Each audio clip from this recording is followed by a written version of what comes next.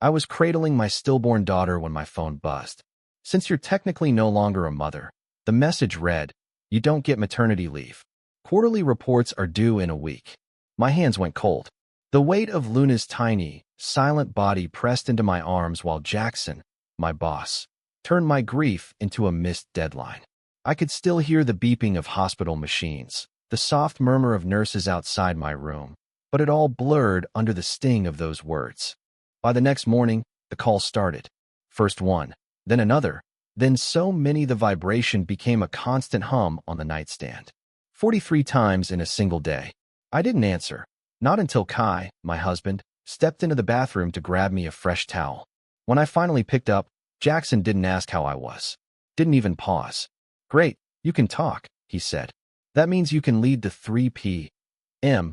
client call from home." Click. At 3:02, I was still in bed, dizzy from blood loss, when the text exploded. "Where are you? Client is waiting. You're costing us money." 2 days later, Luna's memorial service filled our backyard. My mother was speaking about the dreams she had for her granddaughter when the gate creaked open. Jackson, in a Versace suit, strode in like he owned the place. "You cost us the account," he yelled over my mom's trembling voice.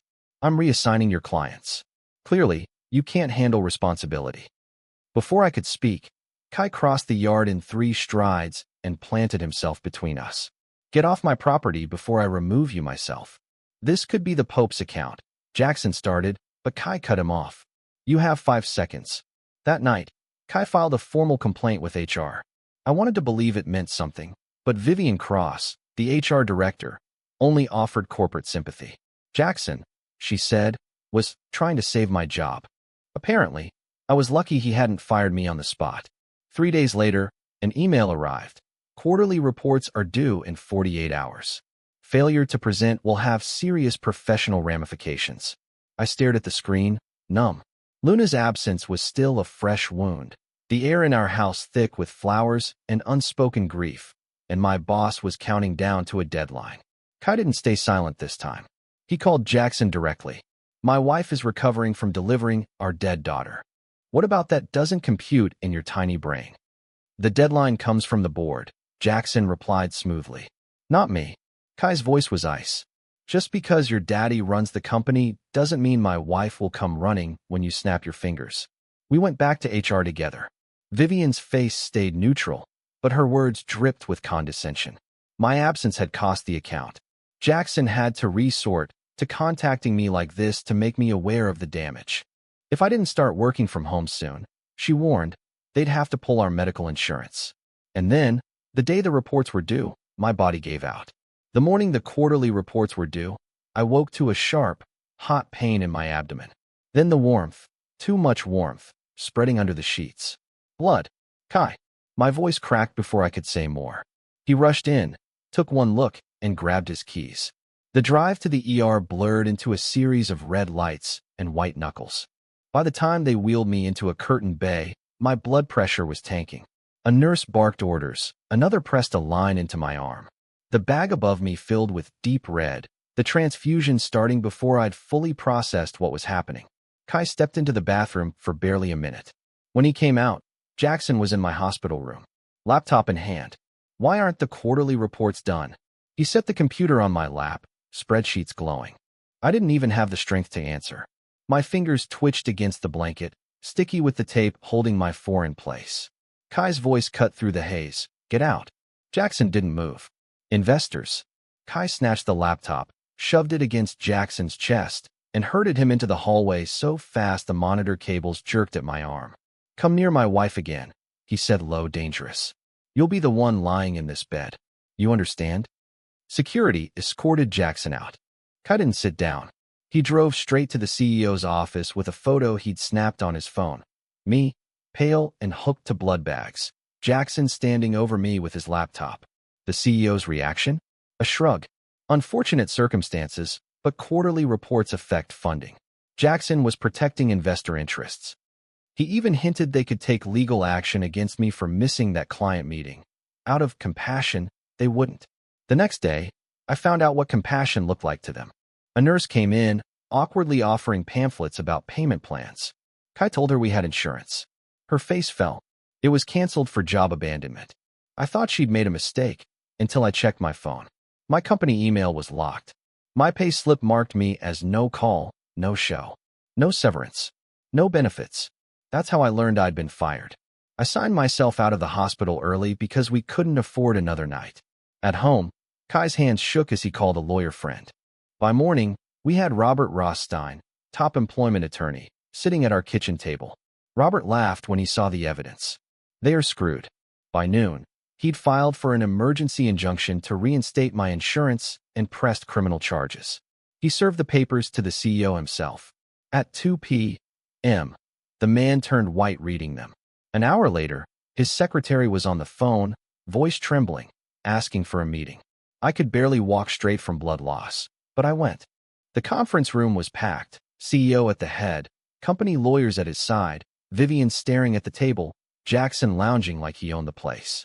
Robert laid out our evidence, each document hitting the table like a gavel: hospital records, texts, emails, witness statements from nurses. When Jackson tried to spin his side, Robert dropped the client's own email: sympathy for me, disgust for Jackson. The account was already lost because of him. Silence. Vivian tried to smear my record. Robert slid out my last 5 performance reviews, glowing, all signed by Jackson. By the end, Jackson's smugness was gone, replaced by fear. The CEO offered to reinstate me with back pay. Robert didn't even look up from the table. We're here for damages. Jackson didn't just do this to me. The week after that meeting, Robert's phone rang nonstop. 3 other women had stories, eerily similar to mine. One said Jackson showed up at her mother's funeral, demanding she return to work. Another had been fired while undergoing chemotherapy. All of them had left quietly, too exhausted or too scared to fight. We met at a local coffee shop, the smell of burnt espresso hanging heavy between us. Every story carried the same beats: personal tragedy, sudden demands, threats about insurance, and Vivian's signature HR gaslighting. Jackson wasn't just cruel, he was methodical. One woman, Catherine, pulled out a manila folder thick with emails and notes. I wrote everything down, she said. Every time he called me during chemo, every time he hinted I'd lose my benefits. Her voice trembled, but her hands were steady as she slid the papers across the table. That folder became a cornerstone of our case. But while our side gathered strength, my body didn't. The infection from before hadn't healed properly. Stress slowed recovery, and doctors warned me that without rest, I risked permanent damage. Rest wasn't an option, not with court filings, depositions, and Jackson's smear campaign appearing on professional sites, painting me as a difficult employee who exploited personal tragedy to avoid work. Robert traced the posts back to company IP addresses. Then Jackson escalated. He showed up at the hospital during one of my follow-up appointments, loud enough for half the waiting room to hear him accuse me of ruining his career, trying to serve me with a defamation lawsuit. Security hauled him out, but the image stuck: a man screaming at a woman still recovering from delivering her dead child. Meanwhile, Robert was digging deeper. He found out the CEO had known about Jackson's behavior for years. The proof was in a recorded call, an admission that the company had covered for him before. That's when the fight shifted. This wasn't about getting my job back or clearing my name anymore. It was about dismantling the system that had protected him.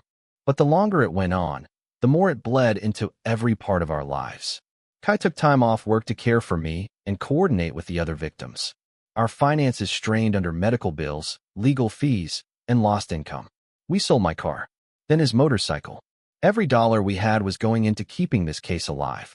At night, I'd lie awake, staring at the ceiling, thinking about the last time I'd felt Luna kick. How? In a twisted way, Jackson's harassment was now intertwined with every memory of her. It wasn't just a lawsuit anymore. It was personal, and it was war. Catherine was the one who found it. She'd been combing through old company archives, looking for anything that might help, when she stumbled across a reference to a court case from 5 years ago: sealed records. The name in the file? Jackson. Robert's voice sharpened over the phone. If we can unseal this, it could break everything wide open. The company fought us like their survival depended on it, because it did. Their lawyers threw up every defense: attorney, client privilege, trade secrets, irrelevance. The judge took it under advisement, and for weeks, The case limped forward with us in limbo. Then Jackson made a mistake. He approached Catherine directly, offering her a job at double her old salary if she'd drop out of the lawsuit. She recorded the whole thing. His voice, his words, the offer. Robert added witness tampering to our growing list of claims. 2 days later, the judge ruled. The sealed records would be opened. The company had 48 hours to hand them over. What came out was worse than we'd imagined. Not one, not two, but 3 previous settlements, each involving Jackson harassing female employees during vulnerable moments. Each quietly paid out with company funds. The total was over $2 million. All hidden, all protected. The new CEO called Robert directly. No middlemen. She wanted to settle. The offer on the table, compensation for all victims, Jackson's termination, and a public admission of wrongdoing. The catch? We had 24 hours to decide. That night, our living room was full. Catherine, Maria, and the others. We went around the room, each woman speaking about what the fight had cost her. Marriages strained, health wrecked, careers destroyed. But also, what it had given us, the knowledge we weren't alone. We voted. Unanimous. We'd take the settlement, but only on our terms. Jackson's termination had to be for cause, so he'd get no golden parachute. The admission of wrongdoing couldn't be a watered-down PR line. The company had to put real oversight in place. Negotiations dragged through the night. By morning, it was done. We set the signing date. But Jackson wasn't finished. The same afternoon, we learned he'd filed a separate lawsuit against me personally, claiming I'd conspired to ruin his career out of spite. It was meant to scare us into softening the settlement terms. Robert called it bluff. If the agreement went through as structured, his lawsuit would collapse on its own. We stuck to the plan. When the settlement day came, we were back in that same conference room where this had all started. The new CEO sat at the head of the table, board members flanking her. One by one, we signed the agreement. When the last pen lifted, she turned to her assistant and said 2 words that ended 15 years of unchecked power. Fire Jackson. By the time we drove home, he'd been escorted out of the building. His email shut off. Parking pass revoked. It was over, at least on paper. The settlement money hit our account on a Tuesday morning. I sat at the kitchen table, refreshing the banking app until the numbers finally changed. Kai made coffee while I started sorting bills into piles: medical, mortgage, credit cards. The relief was physical, like finally dropping a weight I'd been carrying on my chest for months. The first check I wrote was to the hospital. Paid in full. It didn't feel like victory. Luna's nursery stayed closed. I couldn't bring myself to touch the crib my mother had assembled, or the tiny clothes still in their packages. Winning in court hadn't brought her back.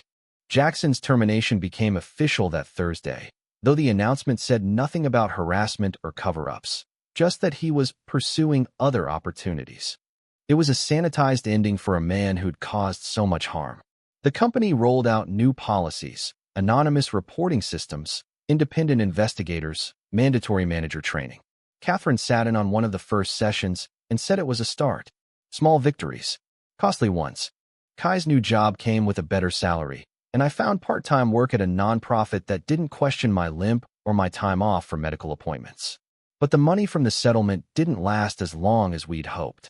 Medical debt, moving costs, and months of lost income ate through it quickly. We sold the house, the one that held too many memories, and moved into a smaller apartment. 2 bedrooms, though we only needed one.